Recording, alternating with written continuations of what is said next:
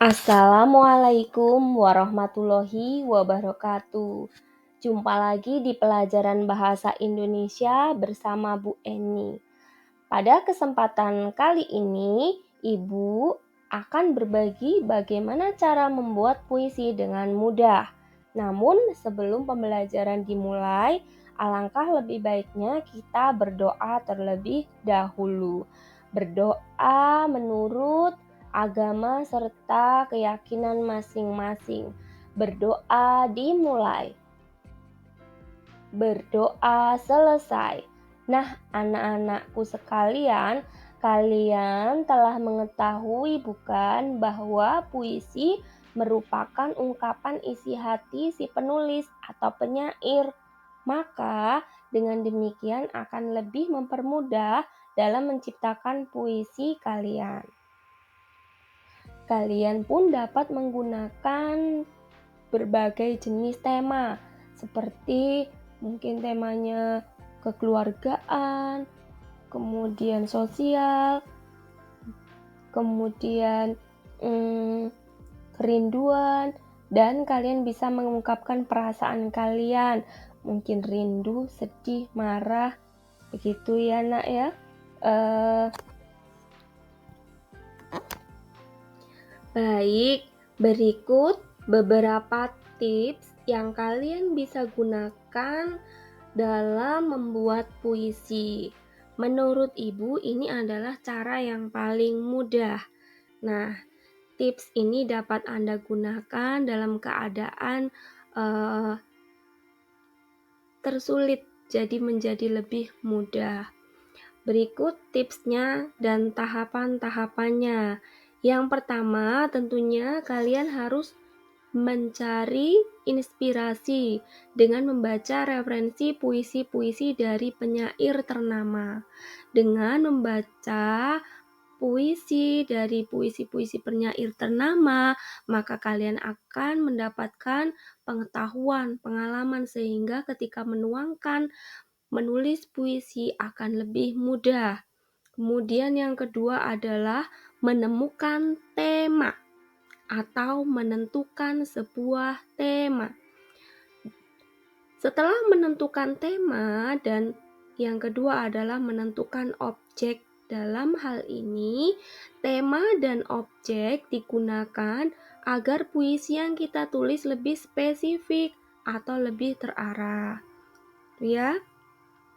Tema kalian bisa menggunakan mungkin ketuhanan, kemudian perjuangan, kemudian rindu, kemudian alam, kemudian kritik sosial, kemudian kesetiakawanan, masih banyak yang lainnya.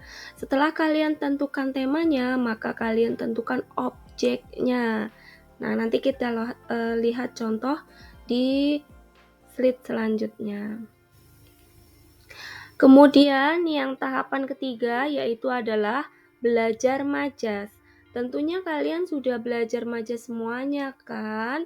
Nah, belajar majas dan menggunakannya dalam puisi. Majas biasanya yang digunakan adalah majas personifikasi, metafora, repetisi, dan perumpamaan. Ini anak-anak tentunya sudah paham mengenai majas yang digunakan dalam puisi. Kemudian yang keempat yaitu adalah gunakan diksi yang tepat, namun tidak perlu berlebihan dalam menggunakan diksi sehingga lebih terkesan alami. Kemudian yang kelima yaitu adalah langsung membuat puisi. Nah, anak-anakku sekalian, untuk judul kita tuliskan di bagian terakhir. Ya. Berikut ada beberapa contoh diksi yang dapat kalian gunakan dalam membuat puisi. Nah, yang pertama ada anca, yaitu rintangan, ceruk, sudut atau ruang, dersik, desir, bunyi angin, eminser, potongan yang sangat tipis, gamang, takut, pancawarna, macam-macam warna, pukau, mempesona, daya tarik. Kemudian bisa dibaca sendiri, ini ada beberapa yang bisa digunakan untuk memperindah dan mempercantik puisi kalian. Nah, mari kita simak contoh puisi berikut. Puisi ini dibuat dalam waktu yang sangat sederhana dan singkat. Ya, perhatikan contohnya. Temanya adalah kerinduan. Objeknya adalah sebuah pantai. Kita fokuskan imajinasi kita di pantai. Ingat tadi temanya adalah rindu. Pusatkan pikiran kalian di pantai, kemudian lihat dan rangkailah menjadi kalimat yang bermajas.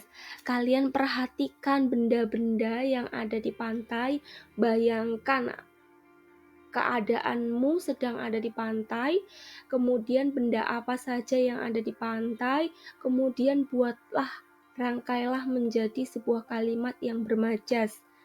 Oke? Nah, berikut ada 2 bait puisi yang telah saya buat.